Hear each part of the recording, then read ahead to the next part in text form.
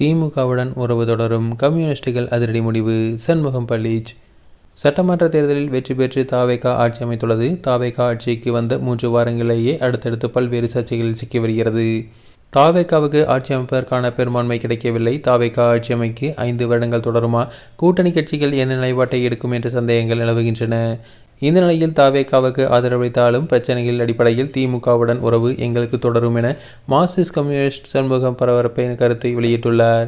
CPM மாநில செயலாளர் சண்முகம் தனியார் தொலைக்காட்சிக்கு நேர்காணல் வழங்கியுள்ளார். அதில் அவர் கூறுகையில், பிரச்சனைகளில் அடிப்படையில் திமுகவுடன் எங்கள் உறவு தொடரும். இதை சிபிஐ சிபிஎம் ஏற்கனவே தெளிவுபடுத்தியுள்ளது. தமிழ்நாட்டுக்கு எதிராக பாஜக செயல்படும் போது மதச்சார்பின்மை உள்ளிட்ட விவகாரங்களில் திமுகவுடன் உங்கள் உறவு தொடரும். சூழல்தான் எல்லாவற்றையும் தீர்மானிக்கும் என தெரிவித்துள்ளார். தாவேகா எந்த அடிப்படையில் ஆதரவு என்பதை திமுகவுடன் தெளிவுபடுத்தியுள்ளோம். அதே நேரத்தில் திமுகவை திருப்திப்படுத்த வேண்டிய அவசியமில்லை. விசிக முஸ்லீம் லீக் குறித்த ராசா விமர்சனம் மோசமானது. முக்கிய பொறுப்புகளை வைத்தவர் கொச்சையாக பேசுவது கண்டிக்கத்தக்கது என தெரிவித்துள்ளார். மோசமான வார்த்தையை பயன்படுத்தியதற்காக ராசா மன்னிப்பு கேட்க வேண்டும். அதனால்தான் கடுமையான சொற்களை பயன்படுத்த வேண்டாம் என ஸ்டாலின் கூறினார்.